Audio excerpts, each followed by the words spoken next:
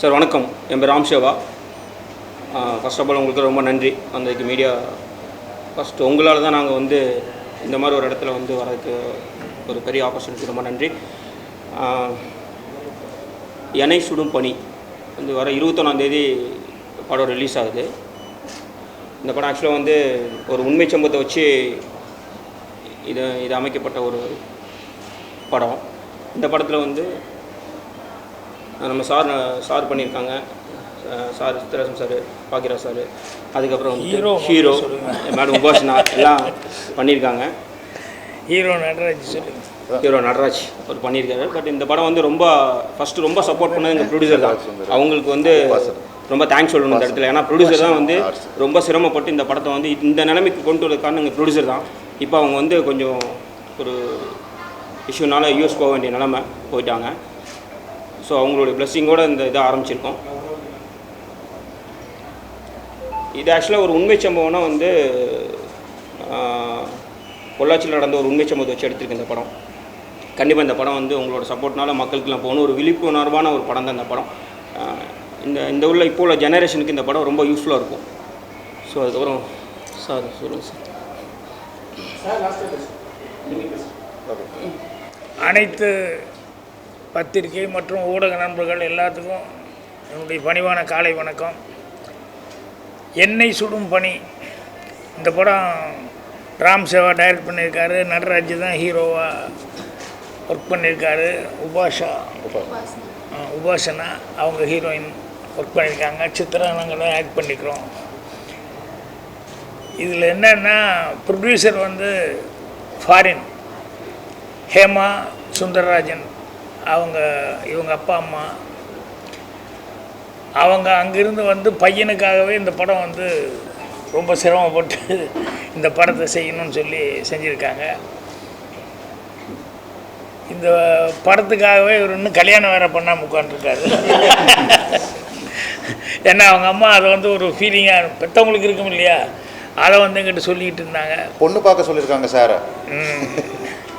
So நல்லபடியாக படம் முடித்து அவர் நினச்ச மாதிரி சினிமாவில் ஆக்ட் பண்ணதுக்கப்புறம் தான் அதுக்கப்புறம் லைஃபு அதை பற்றி யோசிக்கணும் அப்படின்னு சொல்லிவிட்டு இப்போ தான் சரி பொண்ணு பாருங்கள் அப்படின்னு சொல்லியிருக்காரு. படம் முடிஞ்சதுக்கப்புறம் அவங்களுக்கு படம் ஆரம்பித்த நாள்லேருந்தே நிறைய சோதனைகள். அவங்க ஹெமான் அவங்க அம்மாவுக்கு உடம்பு நல்லா இருந்தது. அவங்க திடீர்னு அவங்களுக்கு உடம்பு சரியில்லாமல் போயிடுச்சு. இப்போ என்கிட்ட லாஸ்ட் டைம் இந்த இதில் எல்லாம் பப்ளிசிட்டி கொடுக்கறதுக்காக எங்கிட்ட பேசிகிட்டு இருந்தாங்க. அதுக்கப்புறம் பார்த்தா திடீர்னு ஃபாதருக்கு மறுபடியும் உடம்பு சரியில்லைன்னு சொல்லி இப்போ மறுபடியும் அவங்க மறுபடியும் யூஎஸ்க்கு அவசரமாக புறப்பட்டு போயிட்டாங்க. ஸோ நீங்கள் பார்த்து எல்லோருமா சேர்ந்து பார்த்து நல்லபடியாக பண்ணி கொடுங்க அப்படின்னாங்க. ப்ரெஸ்ஸு மீட்டில் அவங்க கண்டிப்பாக அவசியம் கலந்துட்டு பேசணும்னு நினச்சிக்கிட்டு இருந்தாங்க. அவங்களால கலந்துக்க முடியாமல் போனது ரொம்ப கொஞ்சம் கஷ்டமாக இருக்குது. அதனால் நடராஜ் ரொம்ப சிரமப்பட்டு இந்த படத்தில் எப்படியாவது நல்ல பேர் வாங்கணும் அப்படின்னு சொல்லி நடிகர் ஆகணும்னு சொல்லி ரொம்ப முயற்சி பண்ணி எல்லாம் பண்ணிகிட்ருக்காங்க. அதுக்கு நாங்கள்லாம் கூட இருந்து எங்களால் முடிஞ்ச சப்போர்ட்டு நாங்கள் ஆக்டிங்கில் கொடுத்துட்ருக்கோம். ராம் சேவா சொன்ன மாதிரி இது ஒரு உண்மை கதையை பேஸ் பண்ணி உண்மையாக நடந்த இன்சிடெண்ட்டை பேஸ் பண்ணி இந்த கதையை பண்ணியிருக்காரு. அவரும் பிரபு அவர் எல்லாமே ஆர்டிஸ்ட்டாக வேணும் அப்படின்னு சொல்லிட்டு கொஞ்சம் நிறைய பேர் எல்லாத்தையுமே நடிக்க வச்சுருக்காரு. ஸோ படம் நல்லபடியாக வந்திருக்கு. படத்துக்கு நடராஜுக்கும் உங்களுடைய நல்ல சப்போர்ட்டு கொடுக்கணும் அப்படின்னு சொல்லி கேட்டுக்கிறேன். ஏன்னா அவங்க ஃபாரின்லேருந்து இங்கே ஒரு தமிழ் படம் எடுக்கணும்னு சொல்லி இவ்வளோ தூரம் அவங்க ஃபைனான்ஸு எல்லாமே சொந்த கை காசை போட்டு தான் அந்த படத்தை பண்ணியிருக்காங்க. ஸோ பையனுடைய எதிர்காலத்துக்காக பண்ணியிருக்காங்க. ஸோ படத்தை பார்த்து நல்லபடியாக நீங்கள் ப்ரமோட் பண்ணுற அளவுக்கு என்ன செய்யணுமோ அது செஞ்சிங்கன்னா ரொம்ப சந்தோஷமாக இருக்கும். நானும் நடித்ததுனால அவங்க பாவம் இவ்வளோ சிரமப்படுறாங்களே அப்படிங்கிறதுக்காக தான் நானும் ஒவ்வொன்றிலையும் எல்லாத்துலேயுமே அன்றைக்கி ஓடின்ஸா இதில் போடணும் அப்படின்னாங்க. இதெல்லாமே அன்றைக்கி ஓப்பன் பண்ணி விட்டோம். ஸோ ரொம்ப மகிழ்ச்சி.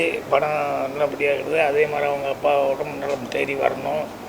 அவங்க அம்மாவும் அவங்களும் மறுபடியும் படம் ரிலீஸ்க்கு எப்படியாவது தரணும் அப்படின்னு சொல்லி ஆண்டவனை பிரார்த்தனை பண்ணிக்கிறேன். உங்களுடைய மேலான வாழ்த்துக்களை கொடுக்கணும். நான் வந்து இப்போ டப்பிங்கில் இருந்தேன், எனக்கு நேரத்துலேயே வந்து ஆரம்பிச்சிருவாங்கன்னு நினச்சிட்டு இருந்தேன். அதனால் இப்போ டப்பிங் விட்டு போட்டு அப்படியே வந்திருக்கேன். ரொம்ப தேங்க்ஸ் சார். மறுபடியும் ஒரு டப்பிங் போகணும். மீண்டும் பத்திரிக்கை எல்லாத்தையும் மறுபடியும் நான் சந்திக்கிறேன். ஓகே, நன்றி, வணக்கம். உபாசனா எல்லாம் நல்லா நடிச்சிருக்காங்க. உபாசனா அதனால் இன்னும் நான் சொல்கிறத விட பத்திரிக்கையாரங்க வந்து படம் பார்த்துட்டு அவங்க வந்து அவங்களுடைய சப்போர்ட் கொடுக்குறதுங்கிறது ரொம்ப முக்கியம். கண்டிப்பாக நம்ம சொன்ன மாதிரி நம்ம வெளியூர்லேருந்து வந்து இருக்கிறவங்களுக்கு வந்து வந்தவரை வாழைக்கும் தமிழ்நாடுகள் எல்லாத்தையும் வந்து இது பண்ணி வச்சுருக்காங்க. எல்லாருக்கும் வணக்கம். இந்த படத்தினுடைய தயாரிப்பாளர் ஹேமலதா சுந்தரராஜை பற்றி பாக்யராஜ் சொன்னார். உண்மையில் சொல்லணும்னா இது போன்ற தயாரிப்பாளர்களாக தான் இன்றைக்கு சினிமா உலகம் இயங்கி கொண்டிருக்கிறது.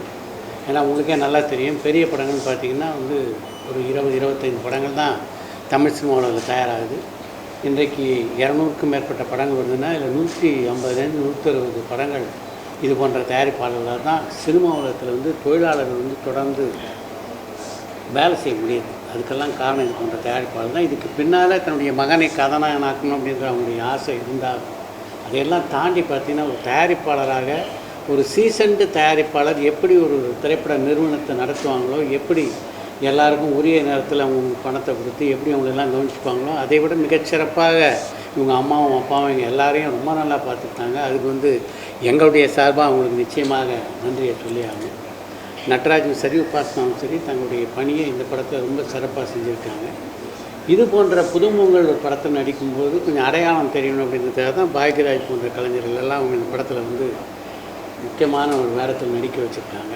இது போன்ற கலைஞர்களை சப்போர்ட் பண்ணுறதுக்காக பாக்யராஜன் பார்த்திங்கன்னா படத்தில் நடிக்க ஒப்புக்கொண்டது மட்டும் இல்லாமல் இந்த படத்தை விளம்பரப்படுத்துகின்ற எல்லா நிகழ்ச்சியிலும் இதில் பார்த்திங்கன்னா எத்தனை பேர் நடிச்சிருக்காங்க இந்த லிஸ்ட்டை பார்த்தா உங்களுக்கு தெரியும். இதில் எத்தனை பேர் இங்கே கலந்துட்டுருக்கோன்னு நம்மளுக்கு தெரியும். இதில் இருக்கிற லிஸ்ட்டில் இருக்கிற ஆட்களை விட இவர் எவ்வளோ முக்கியமானவர் அப்படின்றது எல்லோரும் அறிந்த விஷயம்.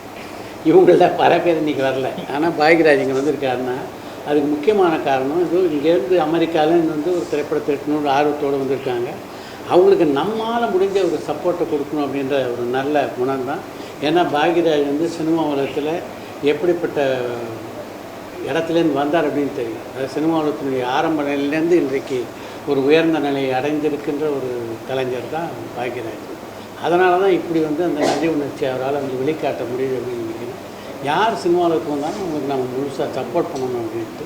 ராம் சேவா பொறுத்த வரைக்கும் என்னென்னா அவருடைய எல்லா படங்களையும் நான் நடிச்சிட்ருக்கேன். முதல்ல டைரக்ட் பண்ணதுலேருந்து இது வரைக்கும் ஒரு நல்ல ஒரு வேகமாக செயல்படக்கூடிய ஒரு இளைஞர் இயக்குனர். இது போன்ற இயக்குனருக்கெல்லாம் என்னுடைய ஒரே ஒரு அறிவுரை தான், அதை நான் இங்கே பதிவு செய்யணும்னு நினைக்கிறேன். இன்றைக்கு சினிமா உலகத்தில் சூழ்நிலையில் மிக முக்கியமானது கதை. நீங்கள் எல்லாருமே நல்ல கதைகள் எழுதுகின்ற ஆற்றல் படைத்தவர்களாக இருந்தால் எவ்வளோ கதைகள் வந்து இன்றைக்கி கதாசிரியர் எழுதியிருக்காங்க, பல இலக்கிய கர்த்தாக்கள் எழுதியிருக்காங்க.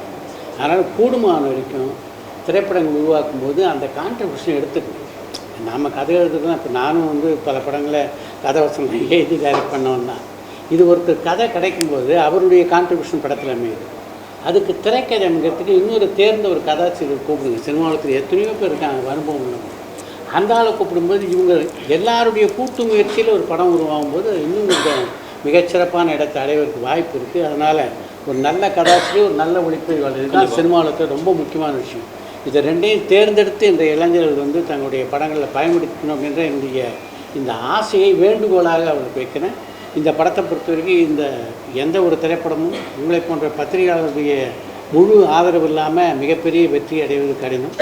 அதனால் இந்த படத்தை பொறுத்த வரைக்கும் முழுவதுமாக நீங்கள் நினைக்கிற மாதிரி 100% குறை இல்லாமல் படமாக இருக்காது. இப்போயே சொல்லிடுறேன்.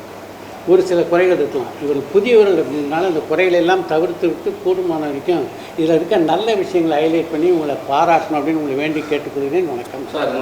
Okay sir, thank you sir. Sir ஒரு என்னதான் இவ்வளோ நடிகர் நடிச்சிருந்தாலும் தேட்டருக்குலாம் கிடைக்க மாட்டேது. அதை பற்றி எதுவும் குறையுமா? என்னதான் இப்போ நடிகர் நடித்தாலும் ஃபெமிலியரான பாக்யராஜ் சார், லட்சுமி சார் நடித்தா கூட தேட்டர்லாம் கிடைக்க மாட்டேங்குது, திரையரங்கெல்லாம் கொடுக்க மாட்டாங்க. அதை பற்றி தான் நினைக்கிறீங்க? இப்போ ஒன்றும் இல்லை, நீங்கள் மட்டும்தான் பிஸியாக இருந்துட்டுருக்கிறீங்க. உங்களுடைய டைம் தான் கிடைக்கவே மாட்டேங்குது. இப்போ 17, 19 வந்து இல்லைங்க, நீங்கள் பிஸியாக இருக்கிறது ரொம்ப சந்தோஷமாக இருக்குது. ஆனால் என்னென்னா நீங்கள் இவ்வளோலாம் பிஸியாக இருக்கிற அளவுக்கு படங்களும் வந்து ஓடணும் இல்லையா? அதுக்கு வந்து என்னென்னா தேட்டர் தட்டுப்பாடுங்கிறாங்க, வியாபாரம் தட்டுப்பாடுங்கிறாங்க, அப்புறம் வந்து கோடிகளை மட்டும்தான் அதை நம்பிட்டு படம் எடுக்கிறாங்க. இதெல்லாம் என்னன்னு சொன்னோம்னா, இன்றைக்கி காலையில் கூட ஹெட்லைன் ஏதோ ஒரு பத்திரிக்கை வீக்லி மேக்சின்ல எதுலையும் சினிமா வந்து எவ்வளோ கீழே போயிட்டு இருக்குங்கிற மாதிரி ஹெட்லைன் போட்டிருந்தாங்க. ஒரு 3-4 படத்தை தவிர்த்து வேறு எந்த படமே ஓடலை தன்னால் எடுத்ததில்லை அப்படின்னு சொல்லிட்டு. அதனால் தேட்டர்கள் இதெல்லாம் வந்து எல்லாம் சங்கங்கள் தான் 3-4 சங்கமாக ஆகிட்டுருக்கு. ஒவ்வொன்றும் இந்த சங்கம் 2 சங்கம், அந்த சங்கம் 2 சங்கம் அப்படின்னு சொல்லி ஆகிட்டுருக்க ஒழிய சினிமா எடுக்கிறதுக்கு முதல்ல கொஞ்ச நாளைக்கு முன்னால் கூட ஓடிடி அப்படின்னு சொன்னோடனே அது ஏதோ ஹாட் கேக்கு மாதிரி எல்லோரும் நினச்சிக்கிட்டு சந்தோஷப்பட்டுக்கிட்டு இருந்தாங்க. இப்போ கடைசியில் பார்த்தா ஓடிடி வந்து தேட்டரில் நீங்கள் போட்டு வாங்க அப்புறம் பார்த்துக்கலாம் அப்படின்ட்டாங்க போலுக்கு. அதனால் இப்போ அதுவும் பிரச்சனையாக உட்காந்துட்ருக்காங்க. அதனால் இந்த சினிமாக்களில் பொதுவாகவே சினிமாக்கே சோதனையாக தான் இருக்குது. இதுக்கு நடுவில் என்னென்னா, நல்ல படங்கள் எடுத்தால் நீங்களும் நல்லா எழுத முடியும். ஸோ படங்கள் நல்லா எடுக்காமல் வந்து நீங்கள் அதை பண்ணுங்கள் இதை பண்ணுங்கள் அப்படின்லாம் சொல்லி கேட்டுருக்கிறதுல பிரயோஜனம் இல்லை. அப்புறம் அதே மாதிரி படங்கள் எடுக்கிறதுக்கு இப்போ சித்ரா சொன்னார்ல, கதை ஒன்றும் இல்லாமல் வந்து என்ன காசு போட்டு பண்ணாலும் அது வந்து அதனால் எந்த விதமான யூஸும் வந்து வந்துட போகிறதில்ல. ஸோ எல்லாருமே ஒரு காலத்தில் வந்து புதுமுகங்கள் இப்போ வந்து முதல்ல யார் நடிச்சிருக்கான்னு சொல்லி கேட்டு தான் பேச ஆரம்பிக்கிறாங்க. எல்லோரும் முதல் நடிக்கும்போது மட்டும் எப்படி இருந்தாங்க, எல்லாருமே எல்லாம் தெரிஞ்சவங்களாக இருந்தாங்க. அதனால் புதுமுகங்களுக்கு வந்து இது இந்த மாதிரி ப்ரொடியூசர் எங்கள் வெளியூர்லேருந்து வந்து இங்கே நம்மளை நம்பி தமிழகத்தில் வந்து படம் எடுக்கான்னா அதுக்கு மற்றவங்க எல்லாருடைய சப்போர்ட்டும் நல்லா இருந்தால் நல்லாயிருக்கும். ஆனால் நீங்கள் சொல்கிற தேட்டர் ப்ராப்ளம் எல்லாம் சங்கத்தில் கேட்க வேண்டிய கேள்வி என்ன கேட்டீங்க திடீர்னு? இங்கே வந்து ஒரு படம் ரிலீஸ் ஆகிறதுக்கு வர படம் எல்லாத்தையும் ஸ்டாப் பண்ணி வச்சுருந்தாங்க 2 வாரத்துக்கு முன்னாடி. உங்களுக்கே தெரியும். பெரிய இல்லை சார், சில நேரங்களில் சில பேர் துறையில் பெரிய ஜாமானாக இருக்கும், நீங்களாம் கேட்க மாட்டீங்க. ஏன் அது சங்கம் நிறைய இருக்குன்றீங்களா? இல்லை சார், சங்கம் தான் கேட்கணும் சார். இது வந்து தனிப்பட்ட ஆள் சித்ராவோ நானாக போய் தனியாக பேசணும். நாங்கள் மேடை கிடச்சா இப்படி பேசுவாங்களுக்கு கஷ்டமாக இருக்குதுன்னு அதை தான் பேச முடியும். இது வந்து அந்த தீர்வுக்கு வந்து அந்த சங்கம் வச்சுருக்காங்கல்ல, அவங்க தான் போய் அதுக்கான முயற்சி பண்ணணும். பாடி ரெப்ரசன்ட் கவர்மெண்ட் வந்து அது அக்கறை எடுத்து அவங்களும் பண்ணணும். அது விட்டு போட்டு தேட்டர் இல்லாமல் என்ன ரொம்ப நாள். கேரளா வந்து கவர்மெண்ட் இதே சினிமா நஷ்டமாகுதுன்னா ஓடிடி ஆரம்பிச்சிருக்காங்க. இங்கே தமிழ்நாட்டில் ஏன் சினிமாவை கண்டுக்கவே மாட்டாங்க? கலைஞர் இருந்தார், ஜெயலலிதா இருந்தாங்க, அவங்க சினிமா துறைக்கு வந்ததுனால அவங்க இதை பார்த்துட்டு இருந்தாங்க, என்ன நஷ்டம்னு. இப்போ இருக்க ஆட்சியாளருக்கு அதை பற்றி தெரியுமா தெரியாதான்னு தான் கேட்கும். ஏன் நீங்களாம் போய் சொல்லக்கூடாதா? இல்லை, இப்போ இருக்கிற ஆட்சியாளர் சினிமா துறை மேலே கவனம் செலுத்து அப்படின்னு சொல்ல முடியாதுங்க. ஒரு மிகப்பெரிய திரைப்படம் அவங்களும் சினிமாலேருந்து வந்தவங்க, துணை முதல்வர் சினிமா நடிச்சுட்டு இன்றைய முதலமைச்சர் பெரிய படம் வரும்போது அவங்க தான் வாங்கிக்கிறாங்க, மீதி எல்லாத்தையும் அப்படியே கீழே தள்ளிடுறாங்க குற்றச்சாட்டு வருது. நீங்க சொல்ற மாதிரி துணை முதல்வர் சொன்னீங்களே, அவங்க ஒரு கம்பெனி வச்சிருக்காங்க, ஒரு படம் ரிலீஸ் ஆகுது விடாமுயற்சின்னு, மீதி எல்லா படத்தையும் லாக் பண்ணி வச்சிருக்காங்க. அப்போ மக்கள் எந்த தேட்டருக்கு போவாங்க? எந்த தேட்டருக்கு போனாலும் அதெல்லாம் பார்ப்பாங்க. சின்ன படங்களை போய் பார்க்க முடியாதுல்ல. அவங்கள விட்டுருங்க, அவங்களே இல்லை, வேற யாராவது புது இல்லை வேற ஒரு புது விநியோகஸ்தராக இருந்தாலும் அஜித் படம் வருது, ராம் சேவா படம் வருது, திரையரங்காரங்க யாருக்கு தேட்டர் கொடுப்பாங்க எனக்கு சொல்லுங்க சார். எம்ஜிஆர் படமும் வருது, சிவாஜி படமும் வரும்போது அங்கே ஜெமினி படமும் வரும்ல, விட்டு பாருங்க சொல்ல வரோம். நீங்க எல்லாம் போய் கேட்கலாம் இல்லைங்க. இப்போ அந்த மாதிரி படங்களுக்கெல்லாம் வந்துட்டு தான் இருக்குது. அதனாலதான் ரப்பர் பந்தெல்லாம் ஓடுது இல்ல, பின்னெல்லாம் அதெல்லாம் கலெக்ஷன் பண்ணிச்சு. அவன் வந்து ரங்கநாதனும் அந்த காம்பினேஷன் டைரக்டர் யார் இந்த படம் பண்ணிக்க டிராகன் பண்ணிக்க, இவங்கெல்லாம் வந்து என்ன தைரியத்தில் எடுக்கிறாங்க படத்தை? சார் பெரிய நிறுவனங்கிறது இல்லைங்க. பெரிய நிறுவனம் ஏன் அவங்ககிட்ட போனாங்கன்னா அவங்க ஆல்ரெடி ப்ரூவ் பண்ணாங்க. அதனால தான் பெரிய நிறுவனம் அதை மாதிரி ஆளுகளை வந்து அதை விட்டுருங்க. திறமையான ஆளுகளை டிராகன் படத்துக்கு கூட்டம் வந்தது காரணம் பெரிய நிறுவனம் தயாரிப்பு பண்ணுறதுனாலயா, அந்த படத்துடைய கதாநாயகனாலயா? அதெல்லாம் கிடையாது, கதாநாயகனால தான். அந்த பிரதீப் ரங்கநாதனுடைய முந்தைய படம் மிகப்பெரிய வெற்றி அப்படின்றனால அந்த படத்தை ஏஜிஎஸ் இல்லை நீங்க தயாரிச்சிருந்தாலும் இந்த அளவுக்கு எல்லா தியேட்டர்லயும் இந்த படம் எதிர்பார்ப்பு இருந்ததுங்க. முதல்ல ஆல்ரெடி ப்ரூவ் ஆனதுனால எதிர்பார்ப்பு இருந்தது. அவ்வளவுதான் விஷயமே தவிர தயாரிப்பு நிறுவனம் காரணம் இல்லை. பிரதீப் ரங்கநாதன் யாருங்க புதுசும் இல்லாம முதல்ல எப்படி ப்ரூவ் பண்ணாரு? ஒரே படம் தானுங்க.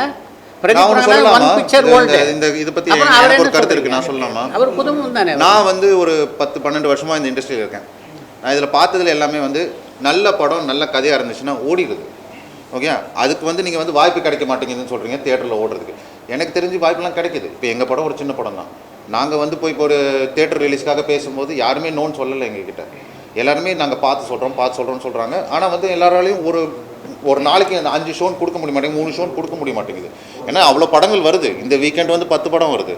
எல்லாமே சின்ன படங்கள் தான். நீங்கள் சொல்கிற மாதிரி ஒரு பெரிய படமும் வரல.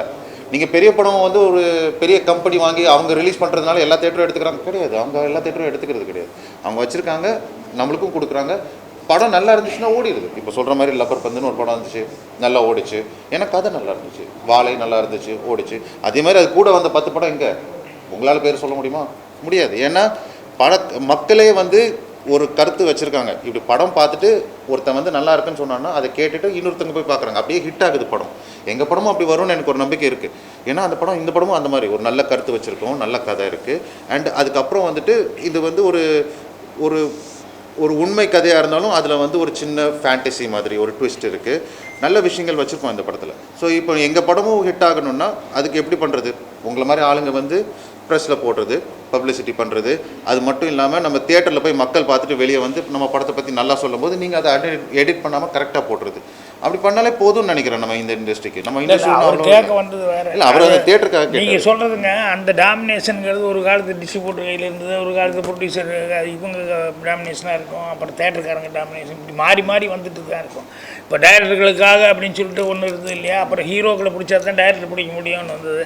அப்புறம் ப்ரொடியூசர்களே பெரிய பெரிய பேனரில் இருக்கிற ப்ரொடியூசர்களே முதல்ல ஹீரோக்கிட்ட கதை சொல்லிட்டு வாப்பா, அது ஓகேன்னா எவ்வளோ கோடி வேணாலும் நான் கொடுக்குறேங்கிற மாதிரி அவங்களே கொடுக்க திரும்பிட்டாங்க. எல்லாமே இப்படி இருக்குது. ஸோ அதனால் இன்றைக்கி எல்லாருக்குமே ஒரு தட்டுப்பாடுங்கிறது என்னென்னா ஓரளவுக்கு கொஞ்சம் புரிஞ்சுக்கிட்டாங்க. என்னென்னா கோடிகளை இறக்கிறதுனால கண்டிப்பாக படம் ஓடிட போகிறது இல்லை. நல்லபடியாக வந்து கதை மற்றதெல்லாம் நல்லா இருந்ததுன்னா கரெக்டாக இருக்கும் மொழியை. வேறு பிரம்மாண்டங்கள் அது இதெல்லாம் பண்ணி மட்டும் சர்க்கஸ் பண்ணி ஒன்றும் பண்ண முடியாது அப்படிங்கிறது இப்போ புரிஞ்சுக்கிட்டாங்க. அதனால் வந்து அது ரொம்ப சந்தோஷமாக இருக்கக்கூடிய சமாச்சாரம் என்னென்னா இந்த சின்ன சின்ன படங்கள் எல்லாம் வந்து டக்குன்னு பெரிய ஹிட் ஆகுறதுங்கிறது நமக்கு ரொம்ப ஹாப்பியான ஒரு இதாக இருக்குது. அதுக்கு பத்திரிகை ஒரு முக்கியமான காரணம். ஒரு நிமிஷம், ஒரு முக்கியமான விஷயம் சொல்ல நினைக்கிறேன். இது போன்ற விஷயங்கள்லாம் நம்ம பேசுறதுல ஆட்சேபம் இல்லை. இந்த நிகழ்ச்சி எதுக்காக ஏற்பாடு செய்யப்பட்டதுன்னா, எனை சுடும் பனி படத்தை எப்படியாவது மக்களுக்கு கொண்டு போய், நான் ஒரு நிமிஷமா நான் பேசுகிறேன், கொண்டு போய் ஒரு நிமிஷம் சொல்லிடுறேன்றேன். இதை கொண்டு போய் சேர்க்கறதுக்காக ஏற்பாடு செய்யப்பட்ட நிகழ்ச்சி. இதில் உங்கள் ஆர்வம் காரணமாக இது போன்ற விஷயங்களுக்கு கேட்டு தெளிவு பெறணும் அப்படின்னு கூட நீங்கள் கேள்விகள் கேட்கலாம். ஆனால் செய்திகளை பிரதானப்படுத்தும் போது எனை சுடும் பணியை பற்றி போட்டு உள்ளே இதை பற்றி போடுங்க, தப்பில்லை. ஆனால் இதை வந்து தலைப்புச் செய்தியாக்கி எதுக்காக இந்த நிகழ்ச்சி ஏற்பாடு செய்யப்பட்டதோ அந்த கவன சிதறவு பண்ணலாம். இல்லை அப்படி நீங்கள் நினைக்காதீங்க. நீங்கள் அது கூடவே வேறு ஏதாவது கேப்ஷன் வச்சுக்கோங்க, இதையும் வச்சுக்கோங்க. பேசியிருக்காரு தான் போடுவானுங்க. இதுக்காக தான் உள்ள வந்து பார்ப்பாங்க. வாய்ப்பு என்ன சொல்லியிருக்காரு தான் பார்ப்பாங்க. என்னை சுடும் பண்ணின்னு ஒருத்தர் வந்து தேட மாட்டாங்க. செய்தி போகிறதுக்கே இப்படி தேவைப்படும் போது, ஒரு செய்தி போகிறதுக்கே இப்படிப்பட்ட டைவர்ஷன் தேவைப்படுதுன்னா அப்போ படங்களுக்கு யோசிச்சு பாருங்க. இப்போ நீங்களே சொல்லுங்கள், அது நீங்கள் தான் சொல்லணும். ஒரு செய்திக்கே உங்களுக்கு தேவைப்படுது, இந்த டைரெக்டாக இந்த செய்தியை பற்றி இப்படி சொன்னால் ஜனங்க பார்க்க மாட்டாங்க, இதுக்கு ஒரு டைவர்ஷனாக ஒரு கேப்ஷன் தேவைப்படுதுன்றீங்கல்ல. அப்புறம் சார், தமிழக அரசு உதவி பண்ண மாட்டேன்னு நிறைய பேர் சொல்றாங்க. உங்களை மாதிரி நிறைய ஜாமான்லாம் சொல்றாங்க. என்ன காரணமா இருக்கு? ஏன்னா தமிழ் சினிமால வந்து நிறைய பேர் வந்து அரசியல் போயிட்டாங்க. ஒருவேளை அதனால தான் இருக்குமோ? என்ன தமிழ் சினிமால வந்து நிறைய ஆக்டர்ஸ்லாம் வந்து அரசியல் போயிட்டாங்க. அது ஆப்போசிட்டா பெருசா பேசப்படுறாங்க. ஸோ அதனால வந்து இவங்க நம்ம ஏன் ஹெல்ப் பண்ணணும்னு சொல்லிட்டு ஒரு விஷயம் இருக்குமோ?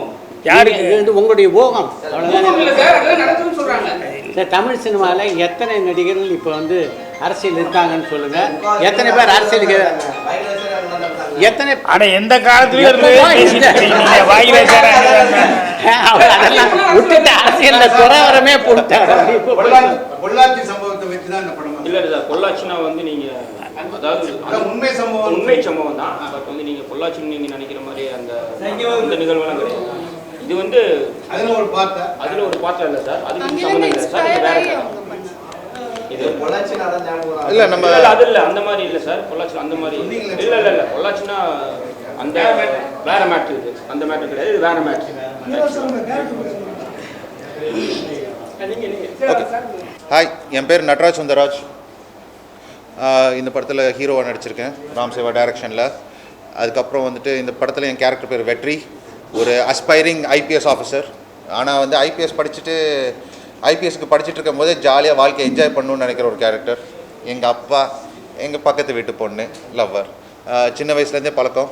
அண்ட் படம் வந்து பேசிக்கலாக நம்ம வாழ்க்கையில் நடக்கிற மாதிரி ஜாலியாக ஒரு பையன் என்ஜாய் பண்ணிகிட்டு இருக்கும்போது சில கஷ்டங்கள், கோபங்கள் எல்லாம் மீட் பண்ணும்போது எப்படி ஃபேஸ் பண்ணுறான்றது ஒரு கதை. அது போக இன்னொரு சைடு ஆஃப் த கதை வந்து நம்ம பாக்யராஜ் சார் வச்சு ஒரு க்ரைம் த்ரில்லர் கதை. ஸோ இந்த படம் வந்து ரொம்ப நல்லா வந்திருக்கு, எல்லோரும் பார்க்கணுன்னு நான் கேட்டுக்கிறேன். அதே மாதிரி நம்ம ஹீரோயின் ஏதாவது சொல்லுவாங்க இப்போ. ஹாய் வணக்கம். ஃபர்ஸ்ட் எல்லாருக்கும் நன்றி இங்கே வந்திருக்காங்க. என் பேர் உபாஸ்னா. இது என்னோட ஐ திங்க் 8வது படம் ரிலீஸ் ஆக போகுது. And I am grateful and thankful Ram Seva sir and Hema ஆண்டிக்கு எனக்கு இந்த சான்ஸ் கொடுத்துருக்காங்க. And I'm glad I'm part of this entire team. எனக்கு இந்த படம் தான் இன்னொன்று இன்வெஷன்னா மனோபாலா சாரோட அவங்க இப்போ he's not here with us but I got a chance to play his daughter. So I am very grateful for that. அதை விட நீங்கள் எல்லாம் கேள்வி மாதிரி கேட்டிருக்கீங்க இது சின்ன படம்க்கு யார் போய் பார்ப்பாங்களா. ஸோ ப்ளீஸ் நீங்கள் மீடியாக்கார் ப்ளீஸ் சப்போர்ட் பண்ணுங்கள். And I hope every one goes and watches in the theatre. Thank you. ஆமாம், உங்களுக்கு தெரிஞ்சவங்க எல்லாருக்கிட்டையும் சொல்லுங்கள், கொஞ்சம் போய் பார்த்து படத்துக்கு சப்போர்ட் பண்ண சொல்லுங்கள். அதான், தேங்க்யூ. ராம் சேவா சார் ஏதாவது சொல்கிறீங்களா சார்? இல்லை, இந்த இனிய தருணத்தில் இன்னொரு முக்கியமான செய்தியும் உங்களுக்கு பகிர்ந்து சார் ராம் சேவா வச்சுருக்காரு. அவருடைய அடுத்த படம் வந்து முழுக்க லண்டனில் படமாக்கிருக்காங்க. ஆரஞ்ச் ஃபிலிம்ஸ் அப்படின்ற நிறுவனத்தின் சார்பில் மகிமா தேவன் அண்ணன் தான் அவங்க தான். ஸோ அடுத்தது வந்து அப்படி ஒரு படத்தை இயக்க இருக்கிறார் அப்படின்ற செய்தியையும் உங்களுக்கு தெரிவித்துக் கொள்வதிலே மகிழ்ச்சி. கங்க்ராச்சுலேஷன். நீங்கள் சொன்னீங்க கரெக்டாக போட மாட்டாங்க, படம் நல்லா இருந்தாலும் நல்லா இல்லைன்னு சொல்லி ஒரு குரூப் வந்து ரிவ்யூ கொண்டு வருதாங்க. அதெல்லாம் பற்றி சொல்ல மாட்டீங்க. நீங்கள் ரிவ்யூ தான் பண்ணியிருக்கீங்க நிறைய படம்.